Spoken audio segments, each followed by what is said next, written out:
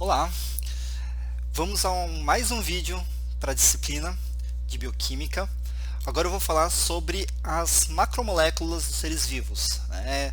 No vídeo anterior eu falei um pouco sobre os níveis de organização de um organismo multicelular, e agora eu vou falar um pouco mais sobre as macromoléculas que compõem os seres vivos, tá? Vou dar um pouco mais de detalhes para elas. Então, uma coisa muito importante é que diversas das macromoléculas que a gente vai estudar, elas são na verdade polímeros, ou seja, são moléculas muito longas compostas de subunidades definidas. Então, por exemplo, uma proteína, o que ela é? Uma proteína, ela é um polímero de aminoácidos, tá? São diversos, mais de 20 aminoácidos que podem fazer parte desse polímero, mas são subunidades bastante definidas, tá? Então, a gente não tem macromoléculas que têm estruturas completamente aleatórias, elas têm alguma ordem. Da mesma forma, os ácidos nucleicos, né, que são nucleotídeos que se unem para formar DNA e RNA. E o legal dos nucleotídeos é que eles podem conter informações, né? Lembre-se que são 4 nucleotídeos: adenina, guanina, timina e citosina, e eles são a base do nosso material genético, né? Infelizmente, nessa disciplina a gente não vai falar muito sobre eles, vocês provavelmente vão ter uma disciplina só de biologia molecular, mas eu adoraria ter uma aula só deles. E outra macromolécula que é bastante esquecida são os polissacarídeos, que são macromoléculas de açúcar.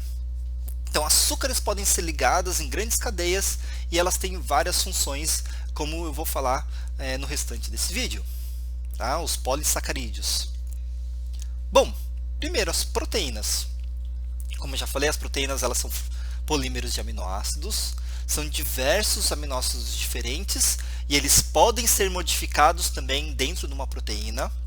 O que é interessante é que essa estrutura que vocês veem, né, que é um aminoácido sendo ligado no outro, ela não permanece de forma linear, obviamente, ela se enrola, se enovela, e isso cria estruturas. E essas estruturas, elas são as mais diversas possíveis.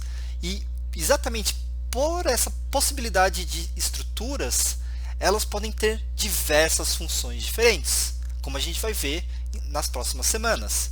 Então, por exemplo, uma proteína pode ter uma função estrutural, por exemplo, no nosso cabelo, ou por exemplo, nas fibras que formam os chifres de um rinoceronte, né, que é a mesma estrutura que formam os nossos cabelos. Então isso daí é uma função estrutural da proteína. A proteína ela pode ter uma função de transporte. Então, dentro das nossas hemoglobinas, né, das nossas células vermelhas, do sangue, existe hemoglobina. Tá? Então eu falei errado, né? Dentro das hemácias, as células vermelhas do sangue, existe hemoglobina. E a hemoglobina, que inclusive é essa estrutura aqui, que vocês estão vendo, ela tem 4 subunidades que capturam oxigênio. E a função dessa proteína é simplesmente transportar o oxigênio de áreas que têm mais oxigênio para áreas que têm menos oxigênio, né? Ou seja, dos nossos pulmões para o resto do corpo. E, mais importante, as enzimas, as proteínas podem formar enzimas que são catalisadores. E é essa função que é primordial das proteínas, porque é ela que possibilita a vida. Tá? Então, sem a função catalisadora das proteínas, a vida como a gente conhece não existiria. E aqui eu representei com essa reação catalisada por uma enzima que produz luz no vagalume. Mas também tem as proteínas importantes dentro do vagalume que tornam ele um ser vivo. Tem as proteínas presentes na folha, que vocês veem aqui no fundo dessa figura, que permite fazer fotossíntese. E através da fotossíntese que a gente tem a síntese de carboidratos que fazem a base da vida na Terra. Então, os carboidratos, né? Os carboidratos eles são produzidos compor organismos fotossintetizantes e outros organismos autotróficos. A fórmula geral de um carboidrato é o CH2O, isso replicado várias vezes, geralmente 5 ou 6 vezes, né? Então a gente geralmente trabalha com hidratos de carbono com 5 carbonos ou 6 carbonos na sua subunidade primordial. Eles podem se ligar uns aos outros, então você tem carboidratos que são sozinhos, por exemplo, a glicose aqui, a glicose e a frutose. A glicose e a frutose, elas podem se unir, por exemplo, aqui, formando a sacarose, e a lactose, galactose e outros carboidratos, e elas podem se unir em longas cadeias. Então, por exemplo, a cascadura dos insetos, a cascadura desse besouro, é feita de quitina, né?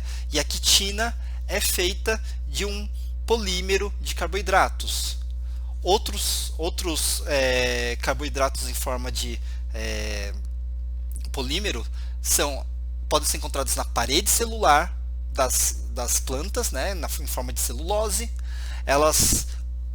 Os polímeros de carboidratos podem ter função de armazenamento, como por exemplo o amido nas plantas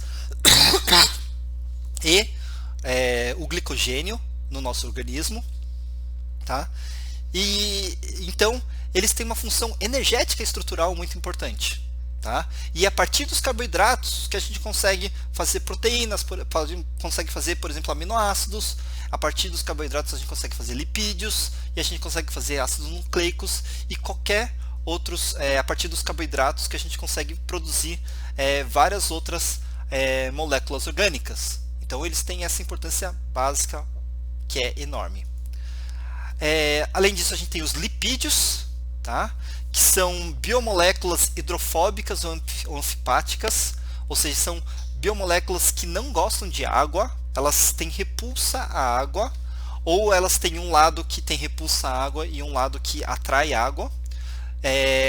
Como é uma definição bastante larga, molecular bastante ampla, a gente tem uma diversidade enorme de estruturas, né? Por exemplo, a gente tem o colesterol aqui, que a gente vê que tem vários anéis, ou a gente tem fosfolipídios, tá?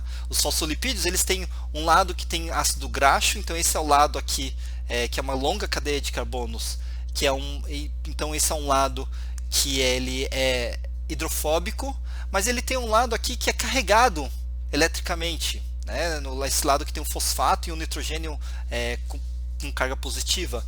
Então esse é um lado que atrai água. Então essa molécula aqui que a gente chama molécula anfipática, porque ela tem um lado que repulsa a água e um lado que atrai água. Isso é muito importante, porque essas moléculas anfipáticas que vão fazer a base das membranas celulares. Por quê? Porque os fosfolipídios vão ter um lado que vão expulsar a água, um lado que vão ser atraídos pela água, e isso possibilita a formação das membranas, como a gente vai ver algumas aulas para frente. Outro aspecto importante é que eles podem servir como armazenamento de energia, tá? Então a gente pode armazenar muita energia, né, nas nossas gordurinhas, que são basicamente energia armazenada na forma de lipídios, tá? Então outros exemplos de lipídios aqui, a gente tem os carotenoides, que dão a cor alaranjada para a cenoura e outros vegetais. A gente pode fazer ceras, né? Então tanto ceras vegetais ou ceras que que compõem uma colmeia, elas são feitas de lipídios. E a gente tem óleos, como por exemplo o azeite de oliva, tá? Então os lipídios, eles têm uma importância muito grande na formação das macromoléculas. E por fim, nós temos os ácidos nucleicos, que são compostos de uma base nitrogenada, uma purina ou uma pirimidina, uma pentose, que é um carboidrato de 5 carbonos, e fosfato, tá? E eles são a base do DNA e do RNA. O DNA codifica a informação genética, o RNA também pode codificar a informação genética, mas a gente sabe que também é utilizado como transição da informação contida no DNA para uma proteína. O RNA pode formar estruturas muito diferentes, tá? E essas estruturas podem vir a ter atividade enzimática. Então, os RNAs eles são moléculas bastante diversas e bastante flexíveis. A diferença entre o RNA e o DNA é essa hidroxila aqui nessa pentose. E o fato dessa hidroxila existir no RNA torna ele muito mais fácil de ser degradado do que o DNA.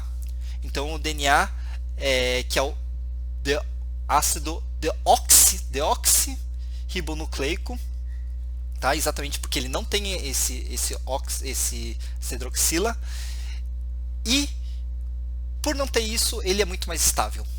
E essa é uma das razões dele ser a molécula que contém nosso material genético, sua estabilidade.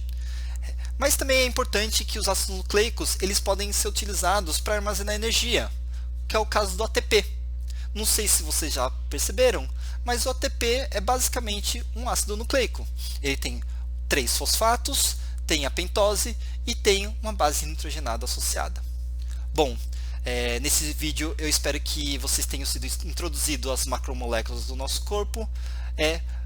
Qualquer dúvida é só escrever. Tchau.